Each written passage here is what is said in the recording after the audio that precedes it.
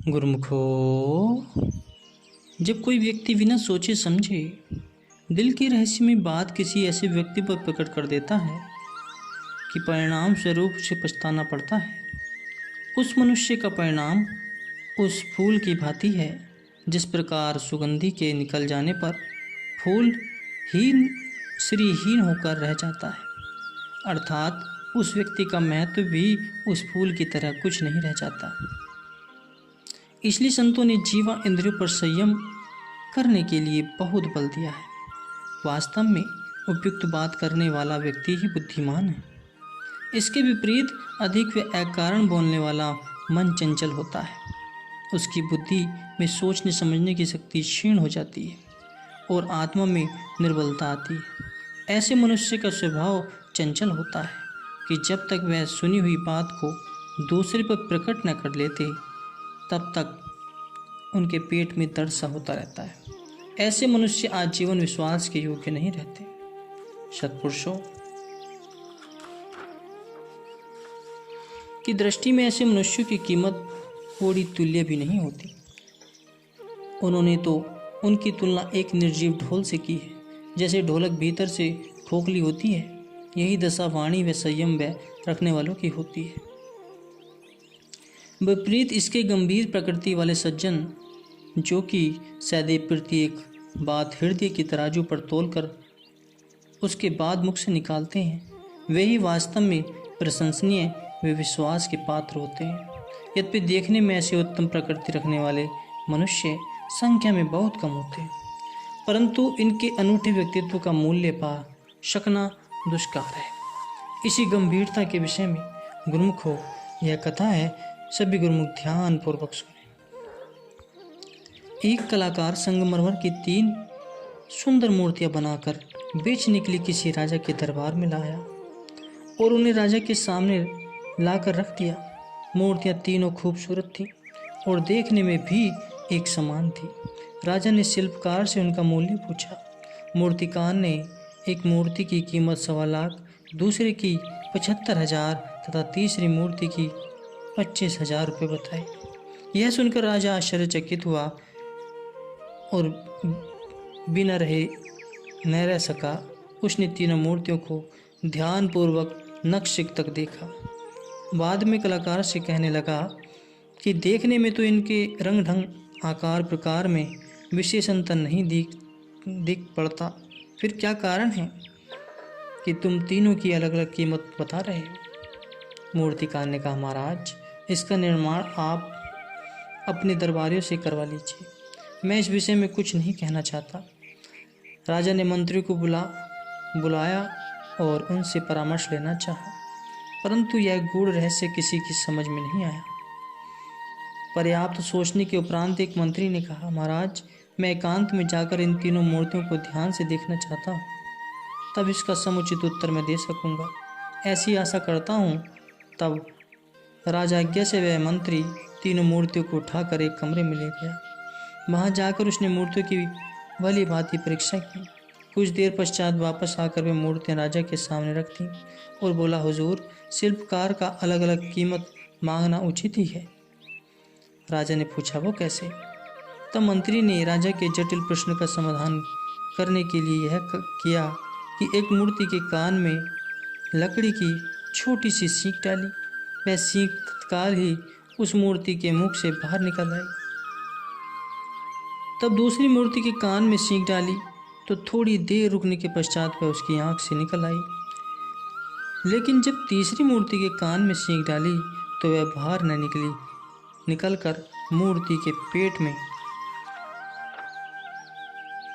ही समाहित हो गई। यह देखकर उसके सबके आश्चर्य की सीमा न रही और सभी इसका कारण जानने को उत्सुक हो उठे। तब मंत्री ने विनय की कि महाराज, यह तो आप सब देख ही रहे हैं कि इसका तात्पर्य यह निकलता है कि जो व्यक्ति किसी बात को सुनकर अपने दिल में रख लेता है वह वास्तव में 1.25 लाख का आदमी है और मनुष्यों में उत्तम श्रेणी का है।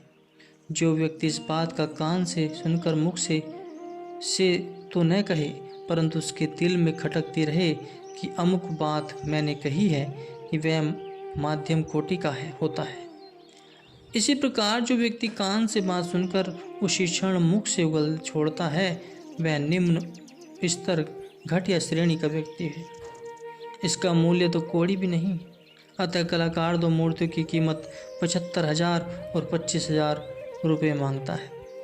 यद्यपि प्रत्यक्ष देखने में तो यह भी तद्रूप ही है, परंतु मेरे विचार अनुसार तो इन मूर्तियों का मूल्य 2 या 4 रुपये से अधिक नहीं, तथा इस गहरे कान वाली मूर्ति का मूल्य 1.25 लाख रुपये तो बहुत कम है। अगर इससे भी अधिक यह कीमत मांगते तब भी उचित ही थी।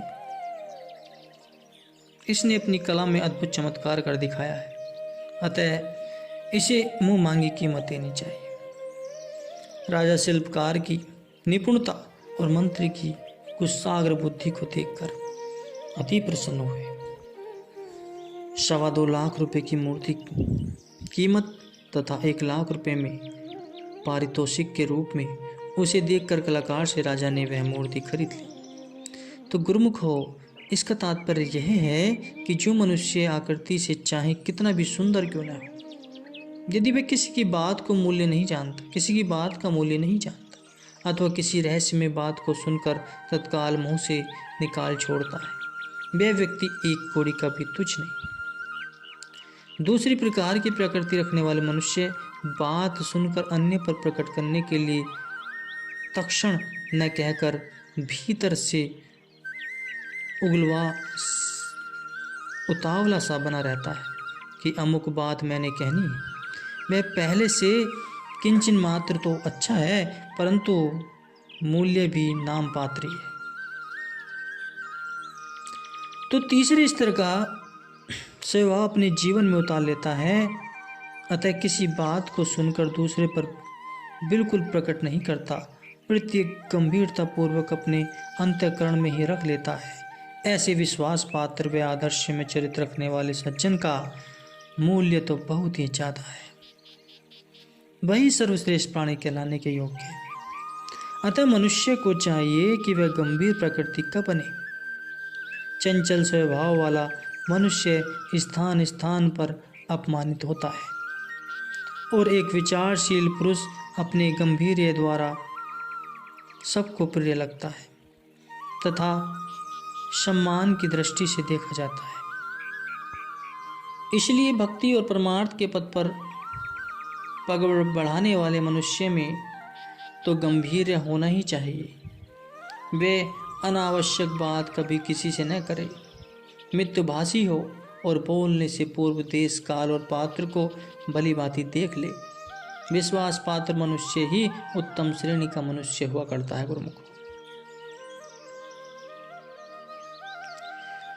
प्रत्येक जिज्ञासु चाहे वह किसी भी श्रेणी का हो, उसकी यही इच्छा होती है कि भगवान ऐसे मेरे हृदय मंदिर में विराजें।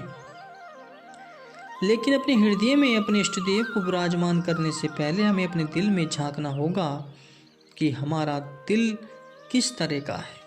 इसी पर आज हमने विचार प्रकट किया गुरुमुख हो कि साधारणतया जब भी कोई मनुष्य किसी रिश्तेदार, संबंधी, मित्र, बंधु बांधव को अपने घर में आने का निमंत्रण देता है, तब वह उस अतिथि को बिठाने के लिए अपने मकान को अच्छी तरह झाड़ फूंक कर घर का एक एक कोना अंदर बाहर आगे पीछे साफ सुथरा करता है। तब उस अतिथि को बिठाने के लिए विशेष स्थान निर्धारित कर स्वच्छ अथवा नया बिस्तर बिछाता है। धूप दीप से घर को सुगंधित करता है, अपनी तरफ से कोई कसर नहीं छोड़ता। ऐसे घर में आकर अतिथि भी उसके आदर सत्कार से प्रसन्न होता है। अब देखना इस बात का है कि जब एक साधारण मनुष्य के आदर सत्कार के लिए हम अपने मकान को इस तौर पर चमकाते हैं, मगर जब हम अपने हृदय मंदिर के सिंहासन पर विराजमान होने के लिए दिन रात अपने इष्ट देव को बुलाते हैं, तो क्या हमने कभी इस बात पर भी ध्यान दिया है कि हमारा दिल जिसमें हम उन्हें बिठाना चाहते हैं क्या उनके बिठाने के योग्य है? जरा हमें अपने दिल में अब झांकना चाहिए कि हमारे दिल की क्या अवस्था है। यहाँ तो विषय वासनाओं की रूपी कूड़े करकट के ढेर पड़े हैं। मोह ममता के जाले मकान की छतों पर बने पड़े हैं। क्रोध की अग्नि ने हृदय की सब दीवारों को काला कर रखा है।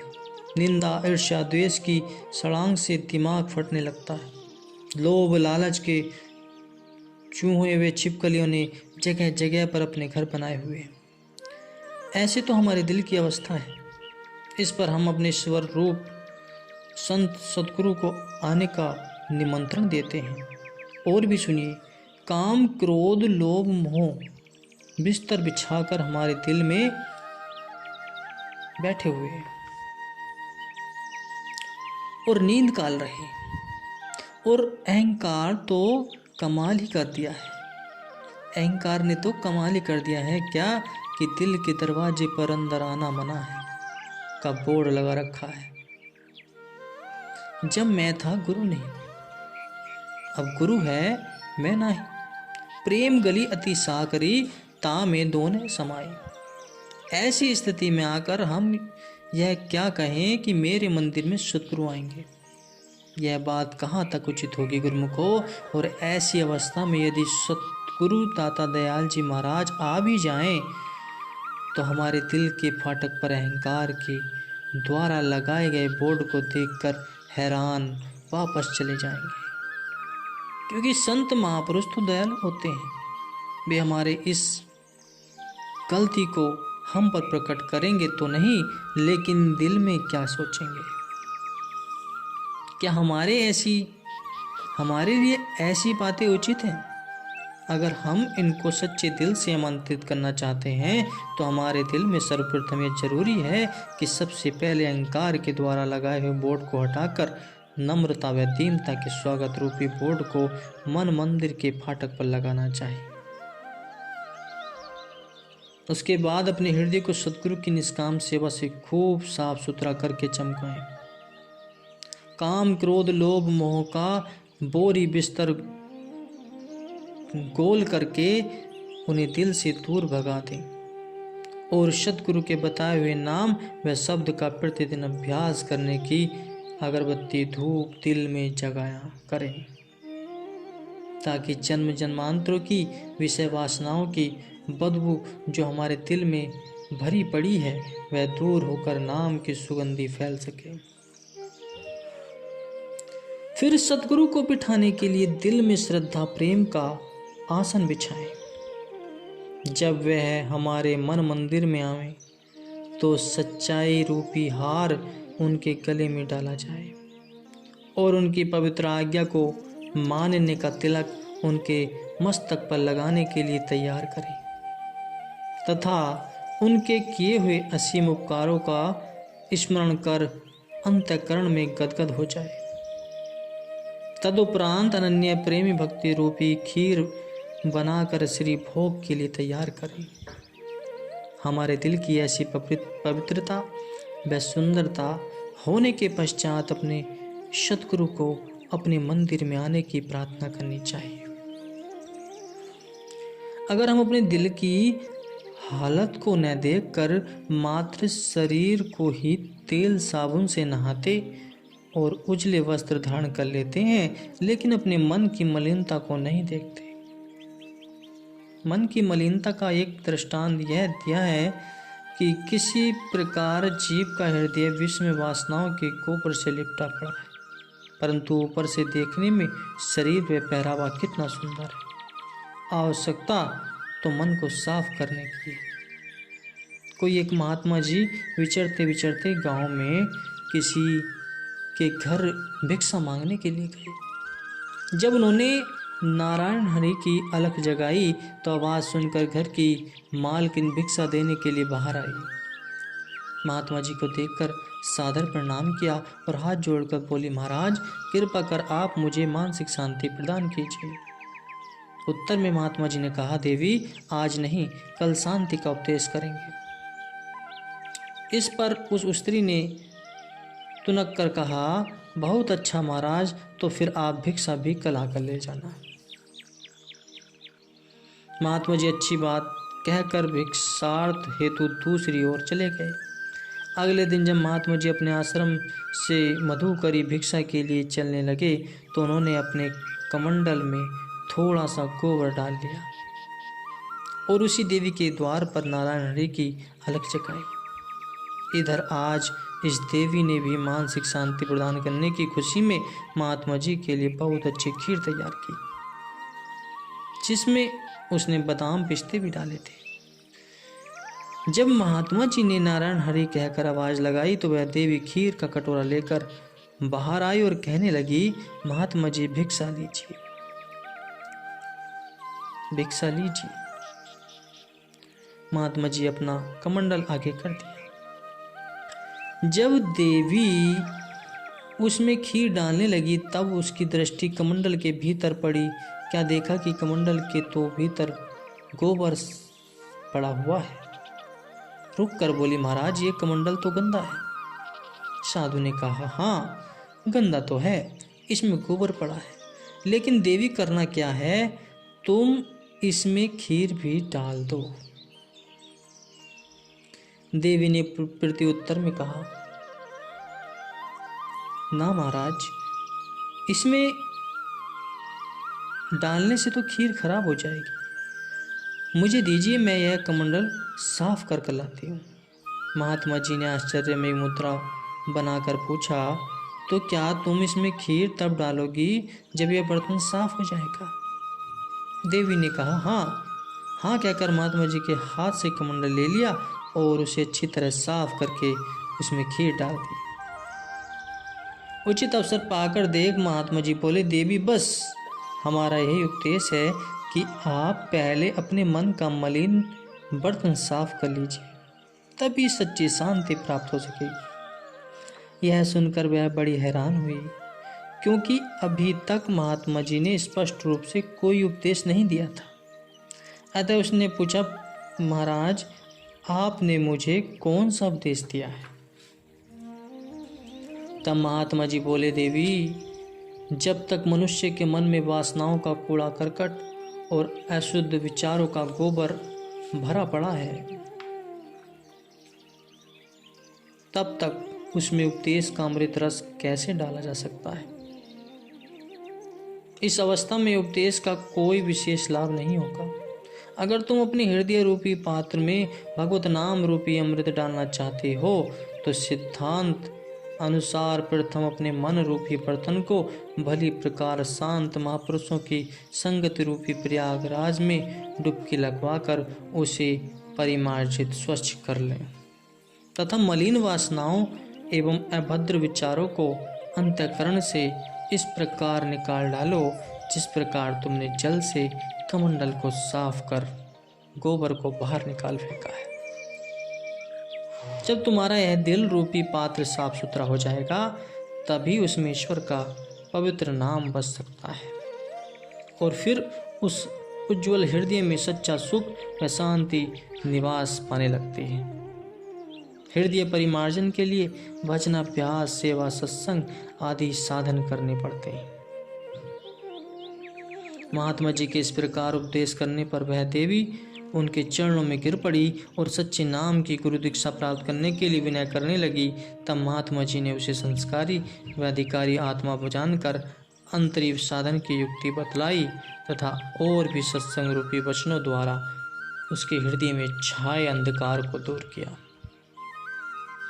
इस प्रकार उन साधु महाराज की अपार कृपा से व उनकी पावन संगति के प्राप्त कर लेने पर स्वम नित्य प्रति उन संत जी द्वारा प्रदत्त नाम अभ्यास की साधना करते हुए वह देवी अपने मलिन हृदय को परिशुद्ध कर उस सच्ची शांति की अधिकारिणी बन गई जिसकी वह हार्दिक इच्छुक थी। तो गुरुमुखो, जैसा कि इस कथा में बताया गया है कि महात्मा जी ने मन के भाव को समझने के लिए कमंडल को भीतर से गोबर द्वारा लीप लिया, इसी प्रकार यह मन भी अंदर से विषय विकारों की मलिनता से भरा पड़ा है। लेकिन हम चाहते हैं कि इसमें सांसारिक वासनाएं भी रहें और ऊपर से भक्ति रूपी खीर भी इसमें डाल दी जाए। जहाँ काम तहाँ नाम नहीं, तहाँ नाम नहीं काम। कह कबीर दो न टिके, रवि रंजनी एक ठाव। इसी तरह हम भी चाहते हैं कि हमारे मन की इच्छाएं, शरीर व इंद्रियों के सुख भोग में भी कोई कमी न आए, और साथ ही हम भक्ति की दौलत से भी मालामाल हो जाएं। ऐसा होना अति असंभव है।